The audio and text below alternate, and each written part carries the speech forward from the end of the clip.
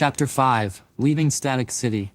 Zeke and Kyris sat on the floor of the squat, going over their supplies, spare parts, food rations, power cells, and salvage tech. The pile of parts, food, and salvage tech wasn't exactly impressive, but it was enough to get them started.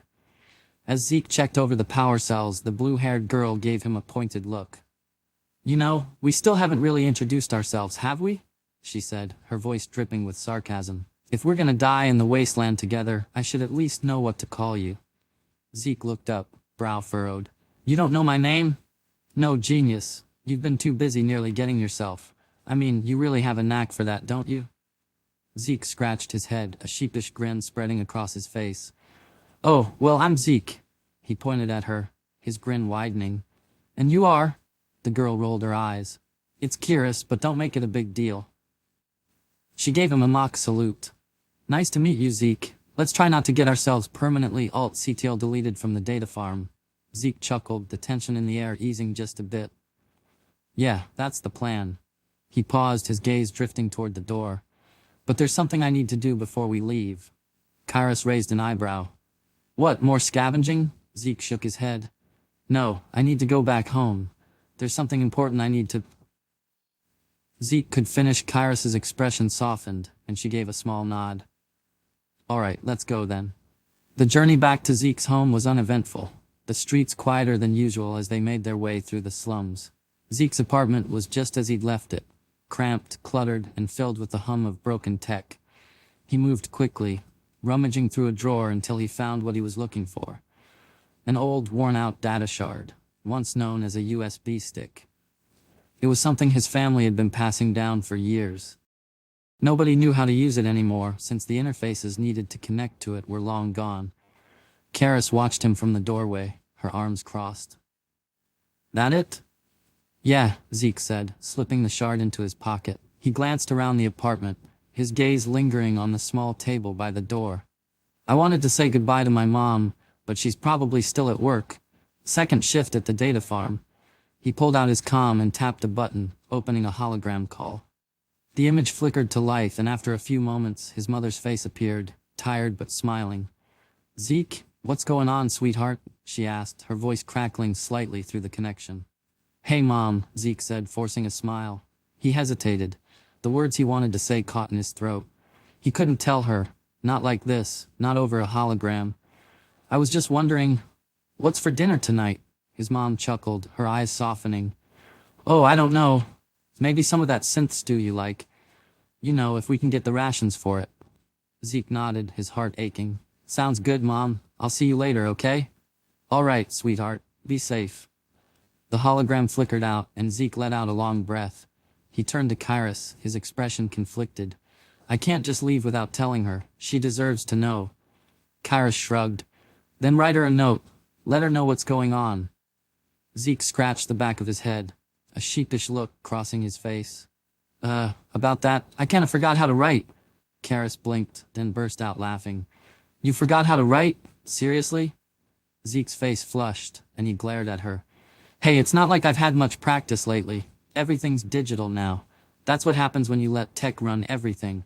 People forget the basics." He sighed, frustration bubbling up. Forgetting how to write. It was just another reminder of how disconnected he felt from the world outside of tech. Kyris shook her head, still grinning. All right, I'll write it for you. What do you want it to say?" Zeke thought for a moment, then nodded.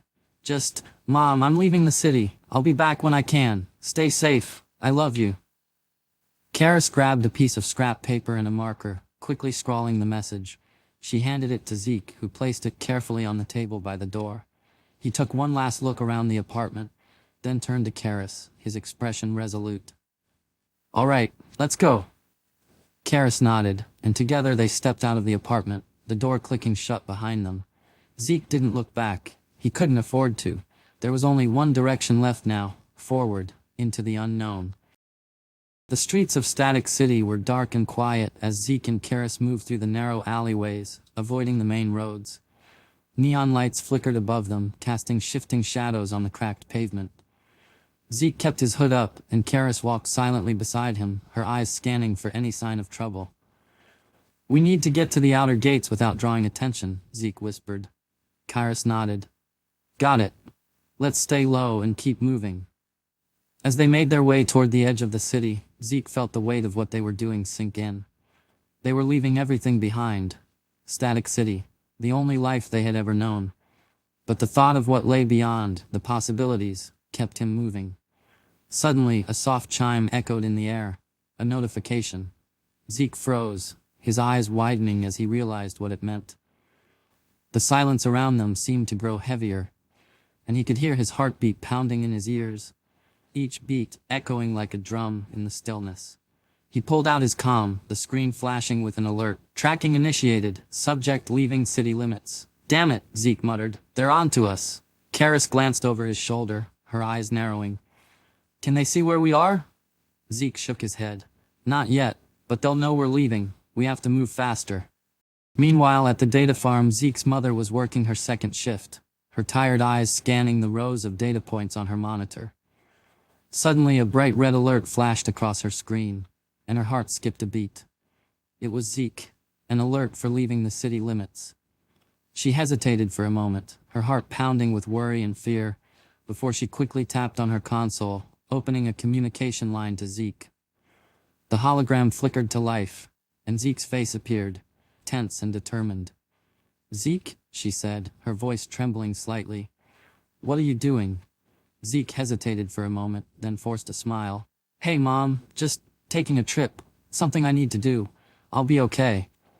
His mother could see the resolve in his eyes and her heart ached. She knew she couldn't stop him. He was just like his father, always chasing something beyond the walls of Static City.